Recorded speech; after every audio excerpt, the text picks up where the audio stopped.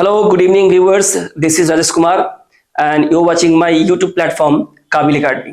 तो मैं राजेश सर सबका स्वागत करता हूं मेरे इस YouTube चैनल पे। और आज से एक नई शुरुआत हो रही है काबिल अकेडमी पे। और इसकी शुरुआत जो मैं आज कर रहा हूं वो इस बात को ध्यान में रख के कर रहा हूं कि काफी बच्चे जो है बहुत सारी परीक्षाएं और कॉम्पिटिटिव एग्जाम्स देते हैं, लेकिन प्रीलिम्स की परीक्षा पास करने के बाद जब मेंस की परीक्षा आती है तो मेंस की परीक्षा में जो सबसे बड़ा दाव जो खेला जाता है वो होता है करंट अफेयर्स और जनरल नॉलेज में। सबसे ज्यादा करंट अफेयर जो होता है वो किसी भी तरह की परीक्षा हो, चाहे वो परीक्षा आप सारे बैंक पीओ क्लर्क के ले ले, एसएससी सीजीएल या सीएचएसएल के ले ले, आरबीआई इंश्योरेंस या एओ डबल या किसी भी टीचिंग एग्जाम्स के ले ले, करंट अफेयर बहुत मायने रखता है।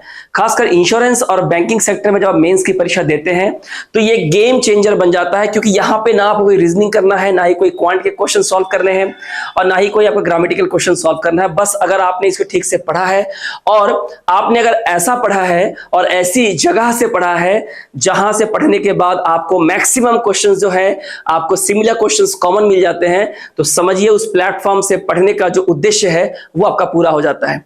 इसी बात को ध्यान में रखकर हम ला रहे हैं, काबिल अकेडमी ला रहा है black and gold current affairs. जी हाँ, इसका नाम ब्लैक एंड गोल्ड रखा गया है ताकि इस नाम से आप यूनिक तरीके से पहचाने कि इस तरह की सीरीज केवल काबिल अकेडमी यूट्यूब चैनल पे ही आपको मिलेगी।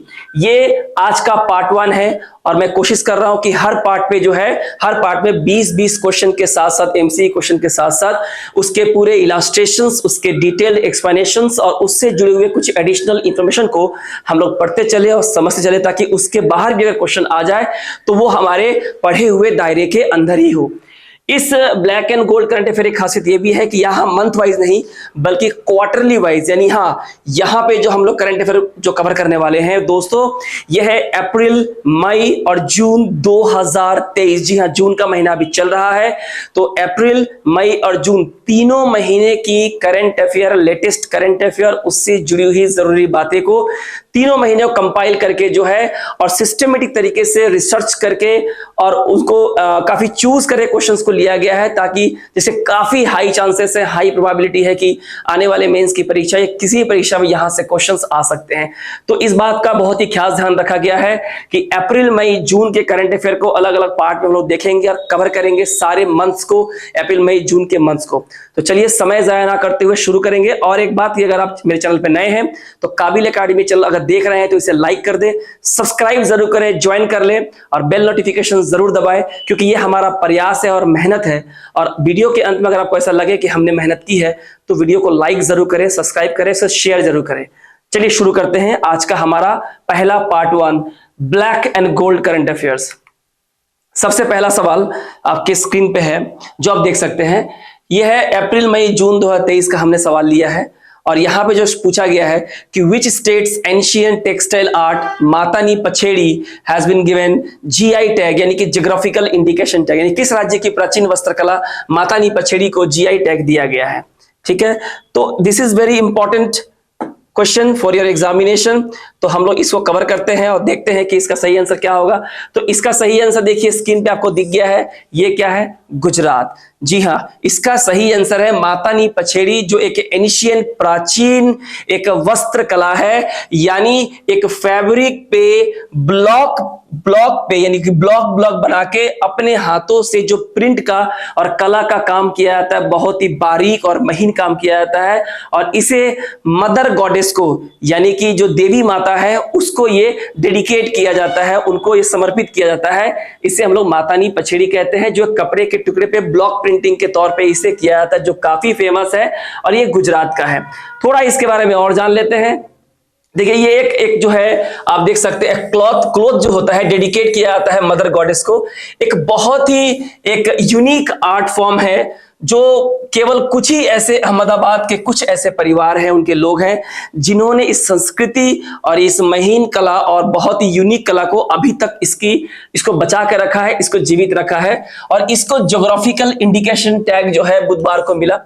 ट्रेडिशनली अगर हम परंपरागत रूप से अगर हम बात करें तो ये जो पछेड़ी जो होता है ये एक हैंड पेंटेड होता है या ब्लॉक प्रिंटेड होता है, जो कि आप यहां देख सकते हैं ब्लॉक ब्लॉक पे जो है इसकी कारीगरी की जाती है, जो बहुत ही नायाब और बहुत ही अच्छी होती है।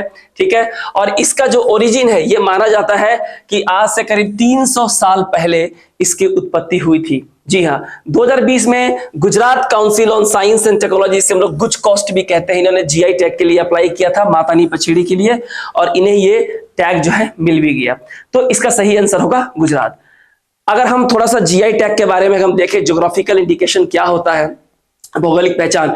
देखिए जीआई या इसे हम लोग ज्योग्राफिकल इंडिकेशन जो फुल फॉर्म है कहते हैं, ये एक ऐसा नाम है और a sign given to certain product that relate to a specific geographical location और origins like a region, town, a country, यानी किसी विशेष स्थान, देश, शहर में पाई जाने वाली उसकी अपनी एक ऐसी पहचान जिससे एक ऐसी चीज, वस्तु या कोई भी कला या कोई फल हो सकता है, फूल हो सकता है, कला हो सकती है, कुछ भी हो सकता है, जिससे उस शहर, राज्य, जिले या गांव की पहचान पूरे विश्व भर में होती है, उसे गवर्नमेंट की तरफ से ज्योग्राफिकल इंडिकेशन टैग मिलता है।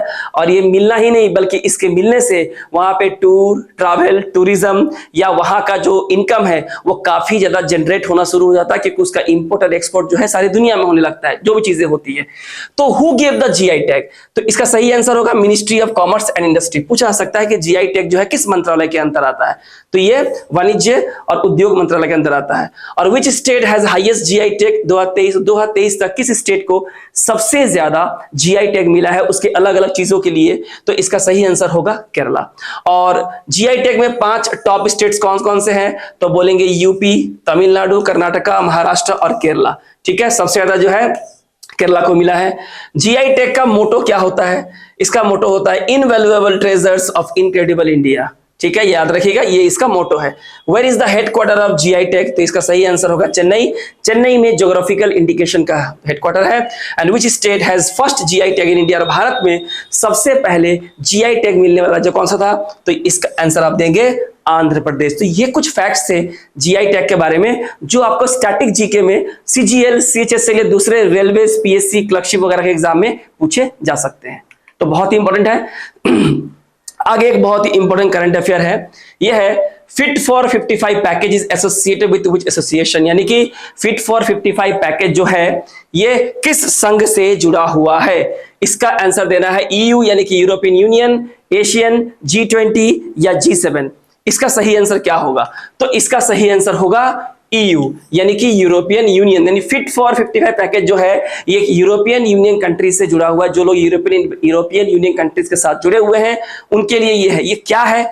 तो सबसे पहले इसको समझने के देखिए द ग्रीन हाउस गैस को समझना बहुत जरूरी है। ग्रीन हाउस गैस जिसे हम लोग GHG भी कहते हैं, तो यहाँ पे आपको समझना जरूरी यह है कि देखिए कुछ वातावरण में कुछ गैसेस ऐसे होते हैं जो हमारी पृथ्वी के ऊपर जो सैकड़ों किलोमीटर जो मोटी एक वायु की जो परत है, जो पृथ्वी को एक कंबल का रूप देती है, पृथ्वी को बचाए रखती है, सूर्य की हानिकारक किरणों से पृथ्वी को बचाती है अलग अलग मौसम में, अलग अलग टेम्परेचर में।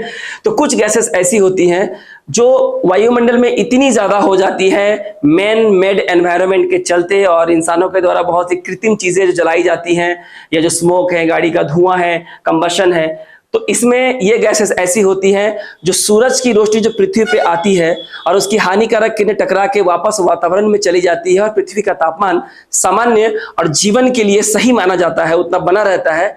इसे यहां बहुत ज्यादा गड़बड़ी तब पाई जाती है जब इस तरह के मीथेन यानी कि CH4, नाइट्रस ऑक्साइड यानी कि NO2, कार्बन डाइऑक्साइड यानी कि CO2, ओजोन यानी कि O3, क्लोरोफ्लोरोकार्बन यानी कि CFC, कार्बन मोनोऑक्साइड यानी कि CO, सल्फर डाइऑक्साइड यानी कि SO2 जैसे गैसेस जब वातावरण में बढ़ जाते हैं, ज्यादा हम लोग रैपिड इंडस्ट्रियलाइजेशन की तरफ बढ़ रहे हैं और इसके लिए जो केमिकल जो लीकेज हो रहा है एनवायरनमेंट में, जो फ्यूम्स वगैरह जो लीकेज हो रहा है, कंबशन हो रहा है, इससे हमारे इस तरह के गैसेस की संख्या बढ़ने से, गैसेस की मात्रा बढ़ने से सूरज की रोशनी पृथ्वी पर आती तो है लेकिन वो वापस उसका ज्यादातर हिस्सा वापस नहीं जा पाता, वो पृथ्वी के वायुमंडल में कैद हो जाता है और धीरे धीरे साल दर साल जो है पृथ्वी का तापमान जो है बढ़ता जा रहा है। और मुझे लगता है हाल ही में आपने इस गर्मी को घर पे जरूर महसूस किया होगा और आपको भी AC खरीदने की जरूरत पड़ी होगी इस साल, क्योंकि इतनी ज्यादा गर्मी बढ़ गई थी। तो ऐसा ही जो इस तरह के जो हानिकारक गैसेस जो बढ़ते हैं यूरोपियन यूनियन में बहुत ज्यादा है और इसलिए parliament approve the deals reached with EU countries in late 2022 on several key pieces of legislation that are part of the Fit for 55 in 2030 package. Now this is the European Union's plan.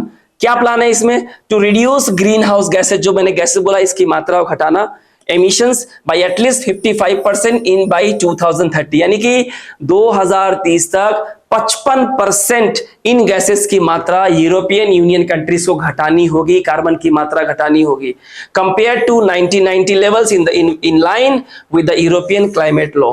ठीक है, तो इसलिए जो European union है उन्हें 2030 तक 55% जो है इन गैसेस की जो मात्रा है घटानी होगी, इसलिए इसे कहा गया है फिट फॉर 55 पैकेज। और इसे घटाने के लिए अलग अलग उपाय जो है यहाँ बताए गए हैं। एनर्जी एफिशिएंसी, रिन्यूएबल एनर्जी का इस्तेमाल ज्यादा करें, है ना, energy taxation, CO2 emission standards for cars and vans, और बहुत सारे ऐसे उपाय हैं जिन्हें करके 2030 तक 55% इन गैसेस की मात्रा घटानी होगी। तो आई होप आपको क्लियर हो गया होगा।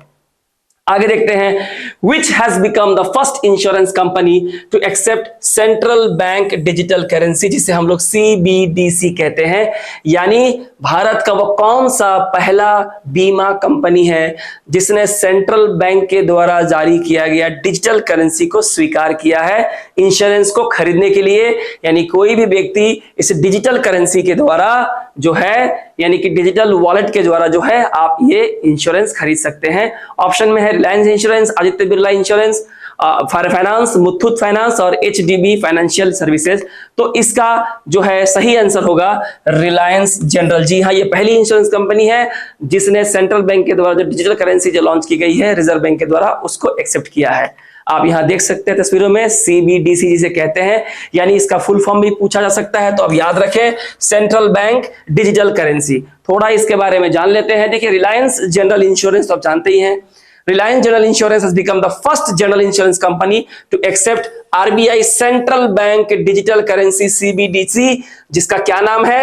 E-रूपी। और इसका सिंबल देखिए ऐसा होता है E-रूपी, यानी कि रिजर्व बैंक ऑफ इंडिया के द्वारा जो सेंट्रल बैंक डिजिटल करेंसी जो लॉन्च किया गया है चीजों को खरीदने के लिए, प्रोडक्ट और सर्विसेज खरीदने के लिए, उसका नाम है E-रूपी, सिंबल ये है। और यहां इससे आप अपना इंश्योरेंस का प्रीमियम जो है पेमेंट कर सकते हैं। तो रिलायंस जो जनरल इंश्योरेंस है पहली कंपनी ऐसी बनी।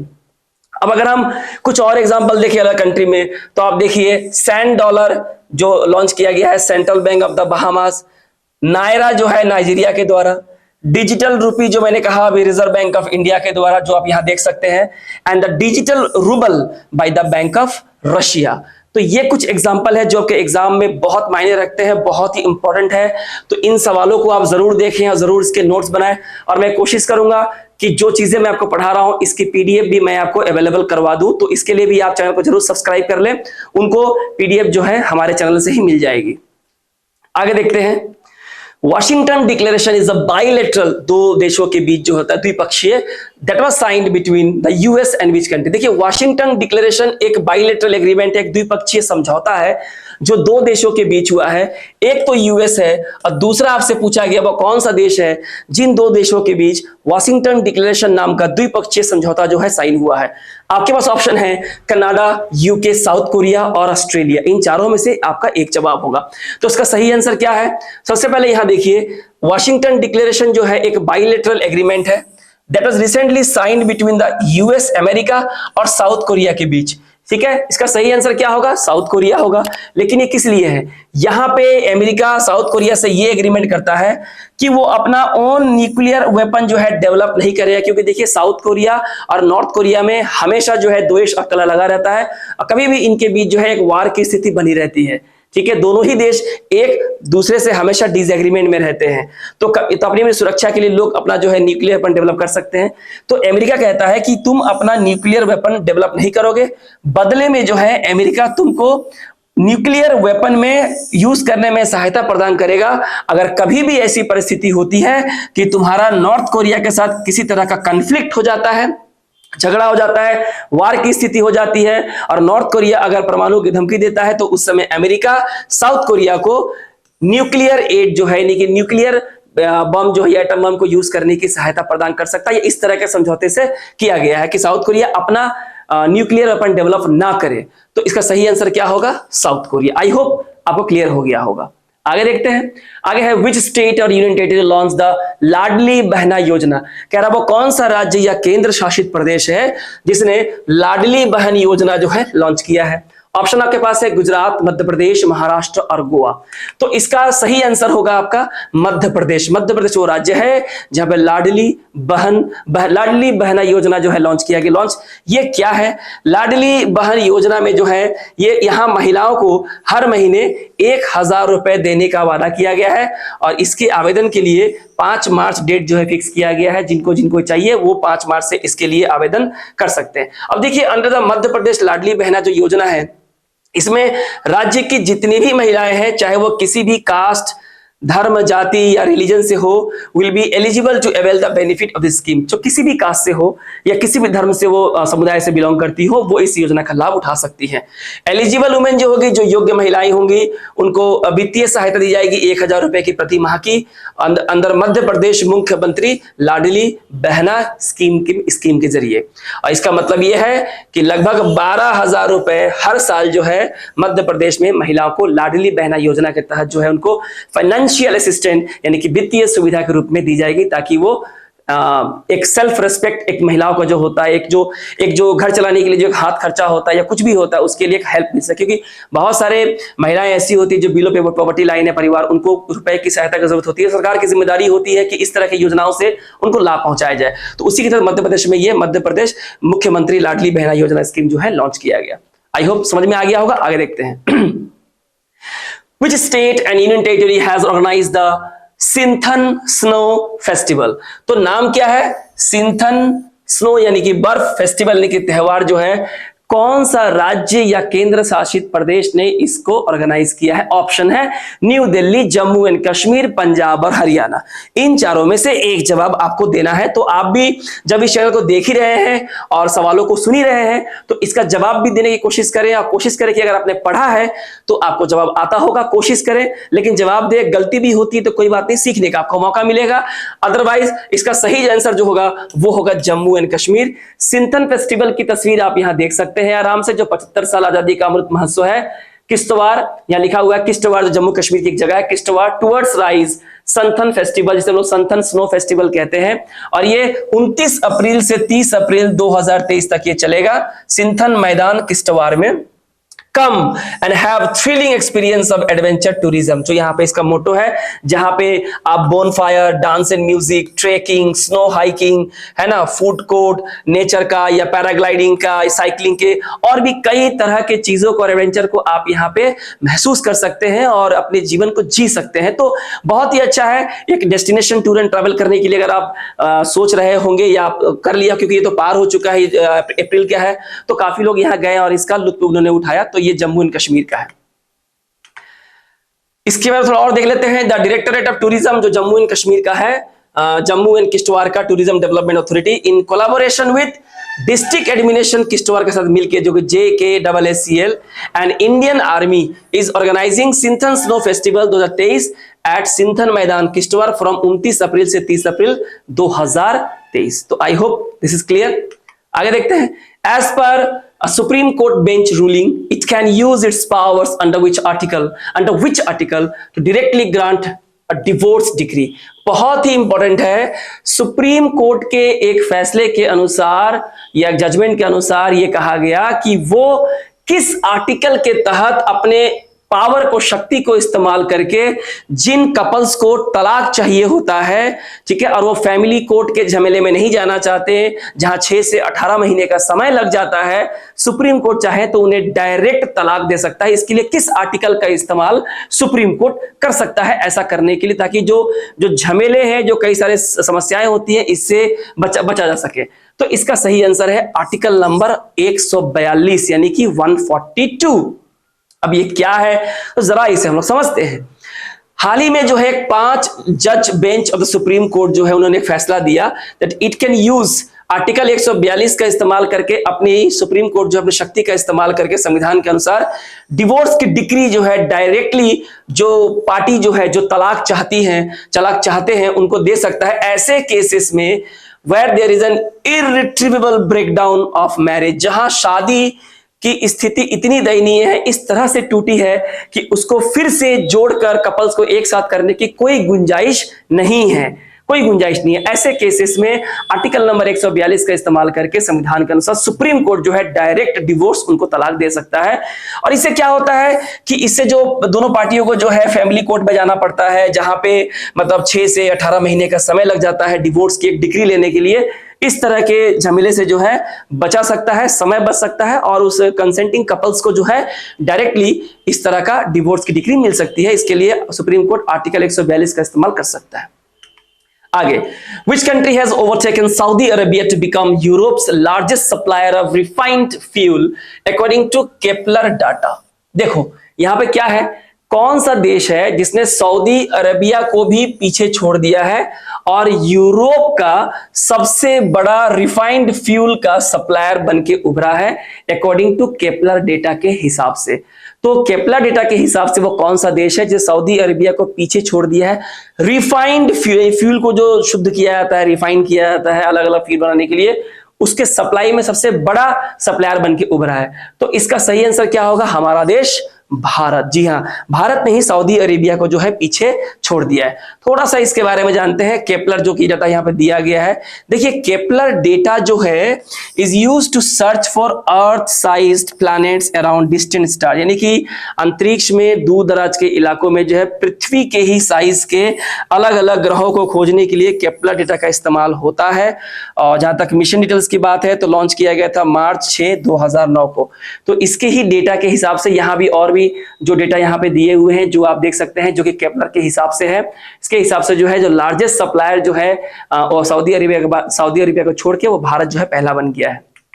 आगे देखते हैं, who was sworn in as the central vigilance commissioner CVC, यानी कि CVC यानी कि जो सेंट्रल विजिलेंस कमिश्नर है, यानी कि जो जिसने अभी अभी शपथ ली है इसका सेंट्रल विजिलेंस कमिश्नर की। तो इसका ऑप्शन है प्रवीण कुमार श्रीवास्तव, जगदीप धनखड़, जयप्रकाश सिंह और RK विश्वकर्मा। सवाल का जवाब देने की कोशिश करें, ठीक है, बताएं चारों में से क्या ऑप्शन होगा। इसका सही जवाब होगा प्रवीण कुमार श्रीवास्तव। आप देख सकते हैं प्रवीण कुमार श्रीवास्तव जो कि सेंट्रल विजिलेंस कमिश्नर है। आई थिंक दिसंबर 2022 से अभी तक ये यहाँ पे नियुक्त है, करेंटली यही है। आगे है, विच player one the orange cap in IPL 2023, यानी IPL जो अभी 2023 में खत्म हुई, ठीक है, इसका ऑरेंज कैप, पता है ऑरेंज कैप, पर्पल कैप, अलग अलग बॉलिंग और बैटिंग वगैरह के लिए अलग अलग मिल जाता है। तो ये ऑरेंज कैप जो है IPL 2023 में किसे मिला था, निशांत सिंधु, हार्दिक पांड्या, रशीद खान या शुभम गिल। तो इसका सही आंसर होगा शुभम गिल। देख सकते हैं पर्पल कैप को, ऑरेंज कैप इन IPL। तो गुजरात टाइटन की जो टीम थी उसी का थे Shubham Gill, receive the orange cap of IPL 2023 with 890 run in 17 innings, यानी कि जिसने 17 इनिंग्स में 890 रन बनाए हैं। शुभम गिल जो कि गुजरात टाइटंस के एक बैट्समैन हैं और इन्हें हाईएस्ट स्कोर के लिए, पूरे टूर्नामेंट में हाईएस्ट स्कोर के लिए ऑरेंज कैप मिला। कुछ इंटरेस्टिंग बातें जो IPL 2023 से जुड़ी हुई है वो हम देख सकते हैं। यहाँ पे इस बार काफी बहुत ज्यादा सुगबुगाहट भी है कि अलग अलग परफॉर्मेंस के लिए किस तरह के अलग अलग प्राइज मनी दी जाती है। तो स्टैटिक जीके में इस बार इसके आने के चांसेस बहुत ज्यादा है। तो इसलिए हमने सोचा कि IPL 2023 में जो IPL अवार्ड्स है और उससे जुड़ा वो जो प्राइज मनी है इसको भी एक बार देख ली जाए। तो आप देख सकते हैं कि जो पर्पल कप विनर है या जो ऑरेंज कप विनर है या सुपर स्ट्राइकर सीजन है, इनको 15 लाख करके मिलते हैं। Crack it 6 of the season, power player of the season, most valuable player या game changer of the season, इनको 12 लाख करके है। और जो इमर्जिंग प्लेयर है, नए प्लेयर है और काफी उभर के सामने आया है, उसको 20 लाख रुपए का इनाम है। तो ये जो प्राइज मनी है काफी इंपॉर्टेंट है, एग्जाम में आपसे पूछे जा सकते हैं। IPL 2023 की प्राइज मनी की बात करें तो विनर कौन है, चेन्नई सुपर किंग, इसको 20 करोड़ मिले। और जो रनर जो पिछले बार का जो विनर था, इस बार का रनर अप है गुजरात टाइटंस, यानी कि 12.5 crore. Emerging player of the tournament जो मैंने अभी कहा या 20 लाख मिलते हैं, यहां पे दिया हुआ है यशस्वी जायसवाल, 10 लाख रुपए की प्राइज मनी मिली। Electric striker of the tournament Glenn Maxwell 10 lakh का इनाम जो कि आरसीबी से है। Game changer the season Shubman Gill Gujarat Titans से जो 10 लाख का इनाम मिला। Most valuable player of the season Shubman Gill 10 lakh का इनाम। Most fours in the season, एक ज्यादा चौके लगाने का जो सीजन सबसे ज्यादा चौके लगाए थे उसका नाम है Shubham Gill 10 lakh. Longest six of the season किसने मारा? फाफ डुप्लेसी जो कि रॉयल चैलेंजर बेंगलोर से है 10 लाख का इनाम। Catch of the season Rashid Khan GT से यानी कि गुजरात टाइटंस से है 10 लाख का इनाम। फेयर प्ले अवार्ड जो है वो दिल्ली कैपिटल्स को मिला डीसी को 10 लाख। पर्पल कैप जो है फॉर मोस्ट विकेट्स, क्योंकि ज्यादा विकेट्स लेने के लिए ही पर्पल कैप दिया जाता है, ये मिला है मोहम्मद शामी जो गुजरात टाइटंस से है 10 लाख का इनाम। ऑरेंज कैप जो है most runs in the season, मैंने कहा अभी शुभम गिल 10 लाख। और best pitch and ground the season Eden garden and Wankhede stadium 50 lakh रुपए। तो ये कुछ प्राइज मनी और अवार्ड्स हैं और जो टीम्स है उसके बारे में कुछ इंपॉर्टेंट फैक्ट्स हैं जो आने वाले एग्जाम्स के लिए बहुत इंपॉर्टेंट है, आप इसे अवॉइड नहीं कर सकते। तो ये एक ही जगह पे सबको मैंने समराइज कर दिया है ताकि आपको अलग अलग इसको ढूंढने की जरूरत ना पड़े। आगे है who received Sengol for the first time. देखिए ये जो है अभी जो सेंट्रल विस्टा जो डेवलपमेंट प्रोग्राम के तहत जो हमारे देश की जो नई संसद बनी, जिसका उद्घाटन हमारे देश के माननीय प्रधानमंत्री श्री नरेंद्र मोदी जी ने किया, तो वहां पे उनके हाथों में आपने एक सोने का दंड देखा होगा जो मैं दिखाऊंगा आपको यहाँ पे, जिसे सेंगोल कहते हैं। इसका एक इतिहास है, ठीक है। तो ये सेंगोल सबसे पहले किसने यूज किया था? नरेंद्र मोदी, महात्मा गांधी, जवाहरलाल नेहरू या इंदिरा गांधी। देश के पहले प्रधानमंत्री यानी कि जवाहरलाल नेहरू को सबसे पहले ये सेंगोल जो है दिया गया था। तो आप ये तस्वीर यहाँ देख सकते हैं, इतिहास के पन्नों से तस्वीर है जहां पे आप देख सकते हैं कि हमारे देश के पहले प्रधानमंत्री श्री पंडित जवाहरलाल नेहरू के हाथों में ये सेंगोल जो है आप देख सकते हैं, जो उन्होंने अपने हाथ में पकड़ा हुआ है। और ये सेंगोल जहां आप देख सकते हैं इस तरह से दिख रहा है, जहां ऊपर में एक नंदी गाय बना हुआ है जो कि भगवान शिव के बहुत ही प्रिय है। ये यहाँ पे एक और आप देख सकते हैं, नीचे यहाँ पे बहुत सारी कलाकृति है जो गोल्ड और सिल्वर से बनी हुई है, बहुत सारे माणिक और पत्थर लगे हुए हैं। थोड़ा इसके बारे में जान लेते। देखिए ये दंड है, ये एक दंड है। दंड क्या होता है, सेंगोल क्या हो? देखिए सेंगोल जो है वो तमिल के एक शब्द सेम्माई से लिया गया है, जिसका मतलब होता है राइटसनेस, यानी कि विवेक, बुद्धि, सही और गलत का जिसमें ज्ञान होता है, जो अपने विवेक से राज चलाता है, जो प्रजातंत्र में विश्वास रखता है, डेमोक्रेसी में विश्वास रखता है और अपने प्रजा के लिए कभी भी कोई गलत काम नहीं करता। ये क्या है? एक सेप्टर है।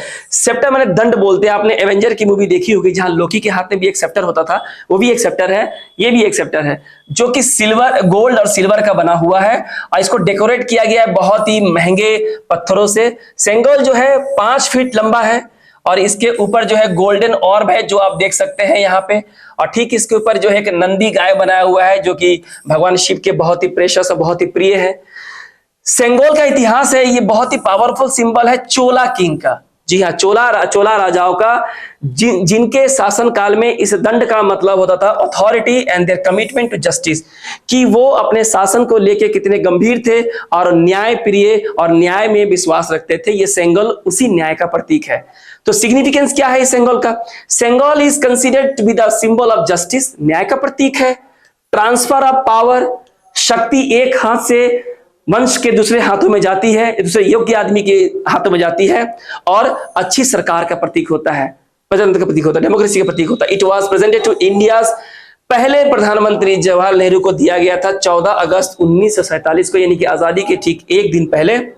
And this was marked as a transfer of power from the British government to India. और ये 14 अगस्त 1947 को पंडित जवाहरलाल नेहरू को ये सेंगोल देके ये बताया गया था कि हाँ, अब जो भारत जो था वो जो ब्रिटिश साम्राज्य गुलाम था, अब वो पूरी शक्ति और सत्ता जो है ब्रिटिश सरकार से सीधे सीधे हमारे देश यानी कि भारत को ट्रांसफर की जाती है। सेंगोल उस बात का प्रतीक है और अब हमारे देश में हमारे देश का, हमारी जनता का राज चलेगा। तो ये था कुछ सेंगोल के बारे में कुछ important fact. Which city organized its first FinTech Summit on the theme of New Global Home to the Future of FinTech and Finance। तो यहां पे पूछा गया कि किस सिटी ने ऑर्गेनाइज किया है FinTech Summit, इसका थीम था new global home to the future of FinTech and finance. तो इसका सही आंसर होगा दुबई। तो दुबई इसको ऑर्गेनाइज किया है। अब ये पहला जो है FinTech Summit है और इसका थीम है new global home to the future of the fintech and finance. तो ये क्या है, आप जरा इसे ध्यान से देखिए कि ये क्या है इसके बारे में। तो द इनागुरल एडिशन, ये कि जो पहला जो समिट हुआ था वो दुबई में ही शुरू किया गया। Dubai fintech summit is held from 8 मई से लेके 9 मई। मैंने कहा अप्रैल मई और जून का है तो सारे हम लोग सब कुछ देखेंगे, 8 मई और जून। और इसको काफी ऑर्गेनाइज तरीके से सवालों को इकट्ठित किया गया है ताकि आप कोई भी एग्जाम दे रहे हो, आप चांस पे हमेशा विश्वास करते हैं कि भाई कहीं यहां से आ जाए वहां से आ जाए। ये काम काबिल एकेडमी आपके लिए करता है ताकि आपको अलग से कुछ पढ़ने की जरूरत ना हो। और हम पूरी कोशिश करेंगे कि 3 महीने के जितने भी इंपॉर्टेंट करंट अफेयर्स है एक लिमिटेड मात्रा में पढ़ने से यहां से क्वेश्चंस आ जाए। हमारी जो कोशिश होगी वो यही होगी। थीम है new global home to the future of fintech and finance. ये क्या है, it served as the platform, ये एक प्लेटफॉर्म देता है 5000 से भी अधिक एक्सपर्ट्स को, पॉलिसी मेकर्स को या इंडस्ट्री के जो लीडर हैं जिन्होंने काफी उद्योग खड़ा किया है दूसरों को। The summit was organised by the Dubai International Finance Centre यानी कि DIFC के द्वारा जो है ये ऑर्गेनाइज किया गया था। ठीक है, आगे देखते हैं। PMJJBY, माफ कीजिएगा, PMJJBY, PMSBY and APY were launched in which year? देखिए ये किस साल इसको लागू किया, किस साल इसको लॉन्च किया गया था। हालांकि ये क्वेश्चन स्टैटिक जीके है लेकिन इसको इसलिए पूछा गया है कि इसके 8 साल पूरे हो चुके हैं और इसलिए इसी कारण से ये पूछा गया है कि आखिर इन 3 योजनाओं को लॉन्च कब किया गया था। सही आंसर होगा 2015 में इनको लॉन्च किया गया था। तो ये आखिर है क्या, अगर हम PMJJBY की बात करें इसका मतलब होता है प्रधानमंत्री सुरक्षा बीमा योजना, जो आप यहां देख सकते हैं। अगर हम PMJJBY की बात करें तो प्रधानमंत्री जीवन ज्योति बीमा योजना, और APY का मतलब होता है अटल पेंशन योजना, हैव कंप्लीटेड 8 साल पूरे हुए हैं और इनको जो है 2015 में लॉन्च किया गया था। 2015 से लेके 2023 यानी कि 8 सालों में PMJJBY में यानी कि प्रधानमंत्री जीवन ज्योति बीमा योजना में 16 करोड़ से भी अधिक लोगों ने एनरोल किया, इसका फायदा उठा रहे हैं। प्रधानमंत्री सुरक्षा बीमा योजना में अभी तक 34 करोड़ लोगों ने एनरोल किया है और अटल पेंशन योजना में 5 करोड़ से भी अधिक सब्सक्राइबर जो है जुड़े हैं और इसका फायदा उठा रहे हैं, पेंशन उनको मिल रहा है। अगला सवाल है, विच institution release the regional economic outlook, regional economic outlook middle east and central Asia. तो किस इंस्टीट्यूशन ने, किस संस्था ने ये लॉन्च किया है, वर्ल्ड बैंक, IMF, WEF या ADB, एशियन डेवलपमेंट बैंक। इसका सही आंसर होगा इंटरनेशनल मॉनिटरी फंड। देखिए international monetary fund release the regional economic outlook report, ये रिपोर्ट इन्होंने लॉन्च किया है जो इस बात का अनुमान लगाता है, प्रिडिक्ट करता है that economies in the middle east, जहां तक मिडिल ईस्ट के देशों का सवाल है, दुबई वगैरह का सवाल है या सेंट्रल एशिया है, इनका जो आर्थिक जो गति है वो काफी स्लो डाउन हो जाने वाला है इस साल। ठीक है, क्यों? क्योंकि यहां पे मुद्रास्फीति की दर काफी हाई है और इस कारण से ब्याज की दरें जो है वो काफी ज्यादा बढ़ रही है। और इसका कारण बताया जा रहा है कि जो एनर्जी की जो प्राइसेस है, जो फ्यूल, पेट्रोलियम, डीजल, जो भी एनर्जी की प्राइसेस है ये काफी बढ़ी है और इसके साथ साथ खाने की चीजों के दाम भी है काफी बढ़ा गया है। और इसी को इन मिडिल ईस्ट कंट्रीज और सेंट्रल एशिया में इनके अर्थव्यवस्था के स्लो डाउन होने के कारण जो है इन्हें ही बताया गया है। IMF के बारे में थोड़ा सा जान लेते हैं। दिसंबर 27, 1945 की इसकी स्थापना हुई है। करंट प्रेसिडेंट है इसके क्रिस्टलिना जॉर्जीवा और इसका हेडक्वार्टर जो है वाशिंगटन DC में है। तो स्टैटिक जीके के लिए फ्रेंड्स ये बहुत इंपॉर्टेंट है जो आपको ध्यान में रखना जरूरी है। थोड़ा इसको भी हम लोग टच करते हुए चलते हैं। आगे है, which state government has plan to make Ramaland on the base of Disneyland. आपको पता है डिज्नीलैंड है ना, कई सारी फिल्में भी हैं और ये डिज्नीलैंड वास्तव में है। तो इसी के थीम पे बेस के ऐसा ही रामालैंड जो है यानी कि राम के नाम से, भगवान प्रभु श्री राम के नाम पे रामालैंड जो है बनाया गया है। तो ये किस राज्य सरकार ने बनाया है? हिमाचल प्रदेश, उत्तर प्रदेश, उत्तराखंड या राजस्थान? तो रामालैंड इसका सही आंसर होगा उत्तर प्रदेश। तो डिज्नीलैंड की तरह ही रामालैंड का कॉन्सेप्ट को लाया गया है और इसको बनाने की जोर शोर की तैयारी की जा रही है, जो कि आप यहाँ पिक्चर में देख सकते हैं। इस तरह से इसका स्ट्रक्चर है, रामालैंड की तैयारी का ब्लूप्रिंट है जो कि इस तरह से अभी चल रहा है और बहुत जल्दी ये तैयार होके स्टेट को, देश को मिल भी जाएगा। आगे है when were the ₹2000 notes issued by the reserve bank of India. सवाल इसलिए पूछा गया है क्योंकि अभी अभी सरकार ने इसको विड्रॉ करने का आदेश दिया है और 5 महीने का समय दिया है कि अगर किसी के पास 2000 रुपए के नोट कहीं पड़े हो तो आप उसे बैंक को देके एक्सचेंज कर सकते हैं। तो इसे कब लॉन्च किया गया था? 2015, 2016, 17, 18। तो ये जो डीमनीटाइजेशन का जो समय था उस समय ही लॉन्च किया जब 5000 और 1000 के नोट बंद किए गए थे और 2000 का नोट जो है शुरू किया गया था। तो इसका सही आंसर जो होगा वो होगा 2016। थोड़ा सा इस फैक्ट को पीछे ले जाते हैं और समझते हैं इन चीजों को। क्या है कि पूरे देश में जितने बैंक हैं उन्होंने 2000 रुपए का नोट जो है लेना एक्सेप्ट कर लिया है। कि कब से? मई 2023 से किसी भी व्यक्ति, परिवार, उद्योगपति या जो बिजनेस में व्यापारी उनके पास अगर 2000 रुपए के नोट हो तो वो इसे एक्सचेंज कर सकते हैं। जहां तक 19 मई के सवाल है, आरबीआई ने अनाउंस किया था विड्रॉल ऑफ ₹2000 रुपए नोट फ्रॉम सर्कुलेशन। यानी 19 मई को आरबीआई ने अनाउंस कर दिया कि 2000 रुपए के नोट मार्केट से विड्रॉ कर लिए जाएंगे। 2016 में जब सेंट्रल गवर्नमेंट ने डीमोनेटाइजेशन जो है अनाउंस किया, जहां 500 रुपए के और 1000 रुपए के नोट को नल एंड वॉइड कर दिया गया था रात को, और आपके पास समय भी नहीं था कि आप इसे एक्सचेंज करा सके। उस समय 2000 रुपए के नोट जो है इशू किए गए थे। लंबी लंबी कतारें तो आपने भी नहीं भूले होंगे, है ना। काफी लोगों ने अपनी जान भी गंवाई, काफी लोगों का बहुत सारी तकलीफें भी हुई। चलिए इन बातों को छोड़कर आगे बढ़ते हैं। On May 2023, who became the world number 1 player in the men's tennis javelin throw ranking? जहां तक पुरुषों का जैवलिन यानी कि जो भाला फेंका जाता है उसकी रैंकिंग का सवाल है, तो वर्ल्ड नंबर 1 प्लेयर जो है 22 मई 2023 को किन्हें घोषित किया गया?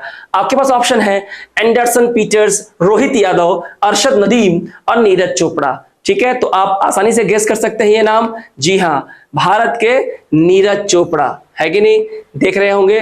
तो Neeraj Chopra world number 1 men's javelin throw, career high rank. Neeraj Chopra 22 मई 2023 को Neeraj Chopra Haryana Panipat district became the world's number 1 player in the men's javelin throw rankings released by World Athletics. ठीक है, आगे in the Italian Open 2023 which player won his first clay जो मिट्टी पे जो खेला जाता है clay court title.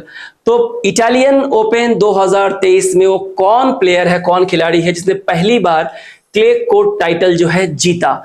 Novak Djokovic, Rafael Nadal, Daniil Medvedev या हॉल्गर रून? इसमें आपको सही जवाब देना है, बहुत ही इंपॉर्टेंट है इटालियन ओपन 2023 एग्जाम के दृष्टिकोण से।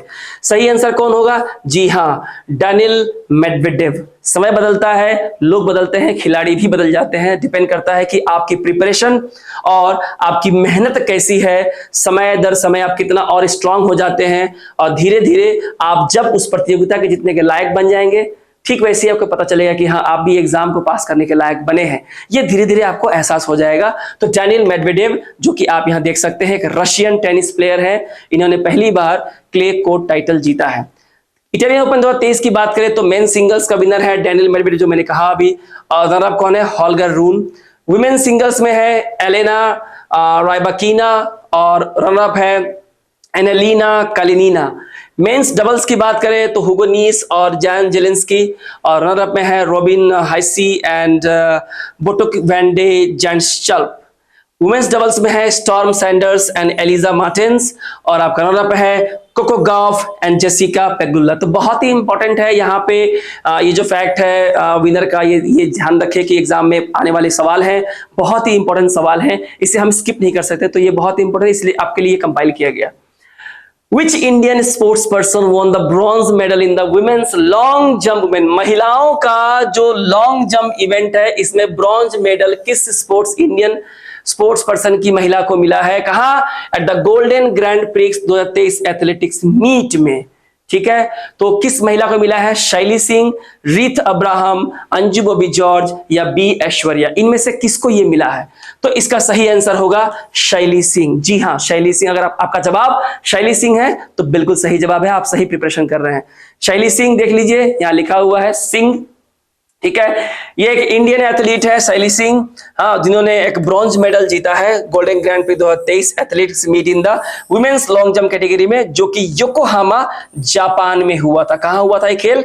योकोहामा जापान में। तो शैली सिंह याद रखिएगा, ब्रॉन्ज मेडल।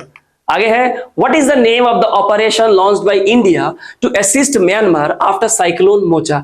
यानी कि मोचा साइक्लोन यानी कि चक्रवात आने के बाद, ठीक है, भारत ने किस ऑपरेशन के तहत म्यांमार देश को सहायता पहुंचाई थी, मदद पहुंचाई थी इस चक्रवात से जो विध्वंस होता है, जो डिवास्टेशन होता है, उससे उबरकर बाहर आने के लिए। तो उस ऑपरेशन का नाम क्या है? ऑपरेशन ब्लू स्टार, ऑपरेशन करुणा, ऑपरेशन साइक्लोन या ऑपरेशन विजय। ठीक है, सही आंसर होगा ऑपरेशन करुणा, जिसकी तस्वीर आप यहां देख सकते हैं। ऑपरेशन करुणा, जहां पे ये इमेज जो है ट्वीट किया गया था हमारे डॉक्टर एस जयशंकर जो फॉरेन मिनिस्टर हैं, जो एक्सटर्नल अफेयर्स मिनिस्टर हैं। तो यहां पे आप देख सकते हैं ये है ऑपरेशन करुणा, जो कि यहाँ पे बैनर लगा हुआ है। ठीक है, और ये देखिए ये है, ये जो है जो मोचा है, जो साइक्लोन मोचा, इसकी तस्वीर आप यहाँ देख सकते हैं किस तरह से भयावह सैटेलाइट से ली गई एक इमेज है। और ये उसका विध्वंस करने जो किस तरह से सुनामी आ गई या समुद्र का स्तर बढ़ गया। और ये extremely severe cyclone storm mocha was a powerful and deadly tropical cyclone in the north Indian ocean, कि उत्तरी भारतीय महासागर में उठने वाला बहुत ही शक्तिशाली और बहुत ही जानलेवा तूफान का नाम है, जिसने म्यांमार देश को काफी ज्यादा प्रभावित किया और खास करके बांग्लादेश के कई हिस्सों में मई 2023 में। और इसी के तहत म्यांमार को इस विध्वंस से बाहर आने के लिए, ठीक है, भारत ने ऑपरेशन करुणा स्टार्ट किया और म्यांमार देश की मदद की।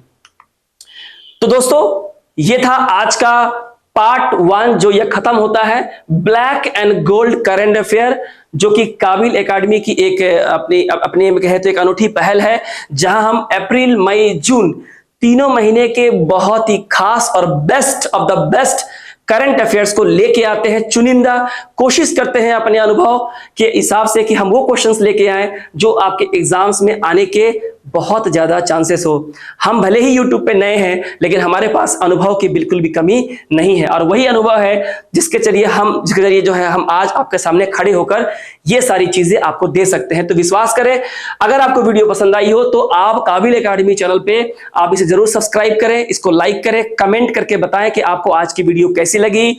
पार्ट 1 वीडियो खत्म होती है, ये सिलसिला अब चलता रहेगा। पार्ट 2 और पार्ट 3 वीडियो और पार्ट 4 वीडियो भी आपको जल्द मिलेगी, और आगे भी ये सीरीज जो है चलती रहेगी। बेल नोटिफिकेशन जरूर प्रेस करें सब्सक्राइब करने के बाद, ताकि आपको जितने भी काबिल एकेडमी करंट अफेयर की वीडियो या दूसरे एग्जाम्स की वीडियो बनती है उसकी नोटिफिकेशन आपको समय में मिलती रहे, और आप अपने एग्जाम्स के प्रिपरेशन से बिल्कुल भी ना चुके, और एक फर्स्ट अटेम्प्ट में जो है अपने परीक्षा को क्रैक करें, इसी की हमारी कामना है। तो आज के लिए इतना ही black and gold current affair में। आपसे दोबारा मुलाकात होगी पार्ट 2 में, तब तक मुझे दीजिए इजाजत। Thank you.